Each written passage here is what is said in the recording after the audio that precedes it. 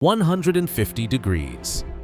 That is the air temperature inside the cab of the world's largest operating steam locomotive on a July afternoon in central Pennsylvania. 4 men sit in that heat. The lead engineer controls the throttle. Beside him, the fireman manages water and fire. A chief engineer watches every gauge on the Backhead wall, and a conductor calls the signals ahead. Behind them, separated by a single wall of riveted steel called the Backhead, oil burns at temperatures that would melt aluminum. In front of them, through a pair of narrow windows, 100,000 people line the tracks to watch this machine roll through their town. Those 100,000 people will never know what happens on the other side of that wall. If you have ever stood trackside and watched Big Boy 4014 pass, drop a comment and tell us what you felt standing there. This is the kind of story American Ironworks covers. Subscribe so you do not miss what comes next. The Backhead is a vertical slab of steel that separates the crew from the firebox. It is the command center of a machine that weighs 1,208,750 pounds and stretches 132 feet 10 inches from pilot to the end of the tender. Nearly every control required to operate this locomotive at speed is mounted on that wall. A boiler pressure gauge reads 300 pounds per square inch. A feed water adjustment valve controls the injector, the device that forces water into a boiler already under extreme pressure. A tank heater pre-warms that water before it enters the system, because cold water hitting a boiler at 300 pounds per square inch causes thermal shock severe enough to crack steel. A whistle pull cord hangs from the ceiling directly in front of the crew's heads, close enough to brush their foreheads when they lean forward. Below all of it, a removable stainless steel plate in the cab floor gives access to the air brakes and fuel lines underneath. Every one of these controls is 1940s technology. The speedometer is modern. The positive train control monitor is modern. The radio is modern. Everything else in that cab shipped from the American Locomotive Company plant in Schenectady, New York, in November 1941. The original construction cost was $265,174. Adjusted for inflation, that is $5.67 million today. Union Pacific ordered 20 of them at once, sight unseen, before the first one was ever tested. They were that confident the physics would work.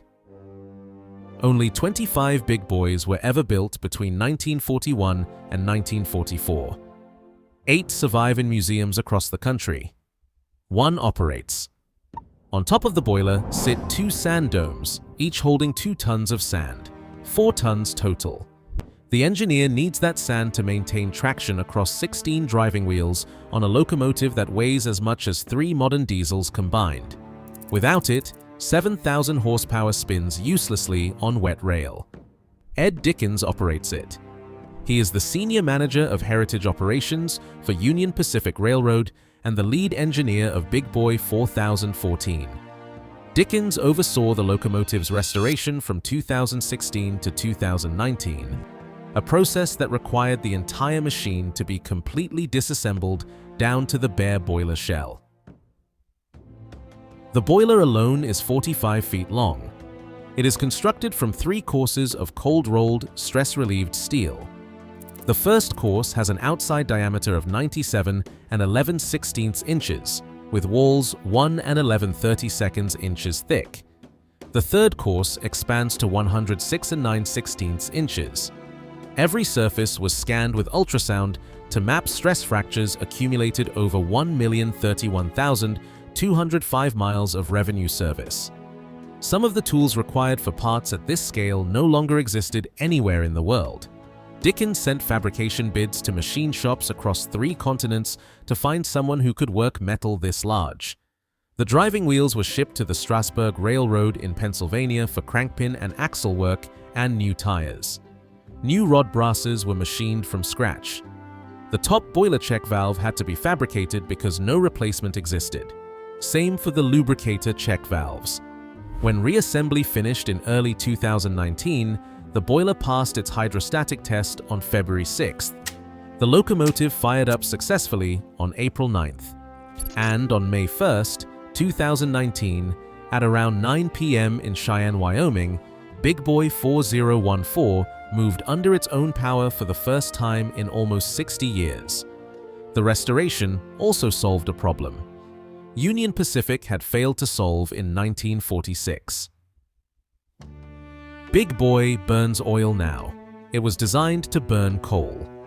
In its original configuration, the firebox consumed 11 tons of coal per hour at full throttle, along with 12,000 gallons of water. Coal was delivered from the tender by a standard stoker company, automatic stoker, rated to feed 12.5 tons per hour. In 1946, Union Pacific tried converting a sister engine, Big Boy 4005, from coal to oil. The single burner could not heat the massive firebox evenly. Temperatures fluctuated. Steam pressure dropped under load. Within 2 years, the conversion failed.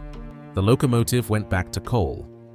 7 years later, in 1953, that same engine, Big Boy 4005, jumped a switch track at 50 miles per hour in southern Wyoming.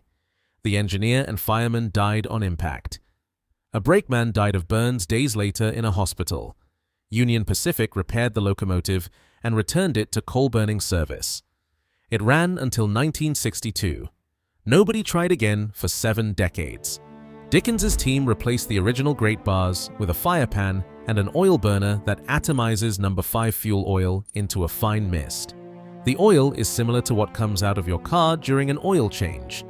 That mist mixes with combustion air inside the firebox. When the fireman manages the mixture correctly, too much air lifts the flame off the pan, too little builds carbon. The result is a stable fireball filling a chamber roughly 235 inches long by 96 inches wide. That is about 150 square feet of active combustion, the footprint of a suburban living room filled with fire. The fireman's name is Austin Barker. His job is invisible to the crowd. He does not shovel coal, he does not drive the locomotive, he does not wave from the window. He sits on the left side of the cab, facing the backhead, and he keeps Big Boy alive. He monitors the boiler pressure gauge and holds it steady at 300 psi. He adjusts the injector valve to feed water into a boiler that holds 10,500 gallons, enough to fill a backyard swimming pool 14 feet wide, 28 feet long, and 3.5 feet deep. The tender behind him carries another 25,000 gallons of water and the fuel oil. At speed, the locomotive can cover approximately 250 miles before it must stop. Barker's skill is one that almost no one on Earth still practices. The cab requires a crew of 4, the fireman, a chief engineer, a lead engineer, and a conductor. They communicate constantly. Every adjustment Barker makes to the water feed changes the steam pressure. Every change in steam pressure changes how much power Dickens has under his right hand. The throttle is not a digital lever, it is a mechanical linkage. When Dickens pulls it, steam flows directly into cylinders, pistons move, and 16 driving wheels begin to turn. Each wheel is 68 inches in diameter. There is no computer between the man's hand and 7,000 horsepower. The physics are immediate. Ed Dickens has described this as the hand of God pushing you down the rails. Which number surprises you more, that the locomotive weighs 600 tons or that one hand controls all of it? A modern diesel engineer named Ronald Chapman rode in the cab during the 2024 Heartland of America tour. He said the experience was far different from anything in a modern diesel. In a diesel, the engineer pushes a throttle lever and a computer manages the engine response. In 4014, the engineer reads water glass levels with his eyes, feels boiler pressure through vibration in the floor plates, and modulates power based on gradient, speed, and steam supply. No screen, no algorithm. Chapman operates a system. Dickens operates something that responds differently every time the weather changes. Dickens says a steam locomotive has a sense of living. The way steam builds in the boiler, the way the whistle sounds different every time it blows, the way the machine responds to the temperature of the air, the quality of the water, the weight of the train behind it. No two runs are identical. The crew reads the locomotive the way a surgeon reads a patient, by feel, by sound, by 100 small signals that no gauge on the Backhead captures. And then there is what the crew sees that the crowd never will. Bill Stevens, a writer for Trains magazine, rode in the cab on Norfolk Southern's Southern Tier Line east of Buffalo in June 2026. He described the experience as turning your world inside out. From the ground, you watch the star of the show. From the cab, you are inside the star. And what fills the windows from that position is not the machine, it is the faces, thousands of them.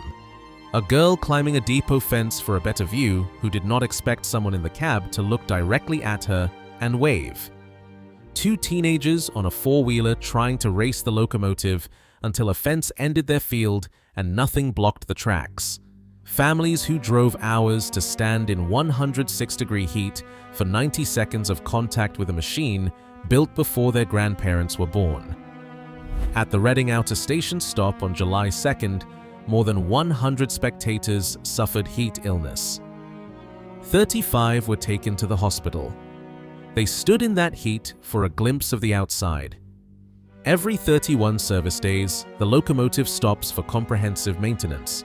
Specialists remove throttle valves, inspect every bearing, and check every inch of the 600-ton machine by hand. Then the fire is lit again, and the crew climbs back into the heat. The crew sat in 150-degree heat on the inside, watching it happen through the windows. The locomotive disappears from awareness. The crowd becomes the spectacle. But the hardest fact about what happens inside this cab has nothing to do with the crowd. In 2021, Union Pacific made 4014 the first mainline steam locomotive in history to carry positive train control, the safety system Congress mandated after the 2008 Chatsworth collision in California. The initial installation was a workaround. The PTC onboard computer lived in a trailing diesel locomotive, SD70M, number 4015, hardwired to a display unit mounted in the cab on a swinging bracket so the engineer could still climb onto the original 1941 seat box. It worked, but it chained an 85-year-old steam locomotive to a modern diesel at all times. Then, in May 2024, the team installed positive train control equipment directly into a cabinet built inside the tender. They added a third steam-powered dynamo to the locomotive to generate the electricity. GPS antennas went on top of a coal tender that no longer carries coal. For the first time since its retirement in 1959, Big Boy 4014 could operate on an American mainline entirely under its own power. No diesel, no tether, no compromise. A machine built in 1941, carrying a safety mandate from 2008, generating its own electricity through 19th century thermodynamics to power a 21st century satellite antenna. On tracks, it has never traveled. Across an East Coast, it has never seen. Through clearances that had to be surveyed inch by inch before the first mile was approved. The crew that makes this possible is among the last people alive who know how. Austin Barker's feel for the feedwater valve, Ed Dickens's instinct with the throttle linkage, the chief engineer's ability to diagnose a boiler by the pitch of steam escaping a safety valve. These skills do not transfer from a textbook.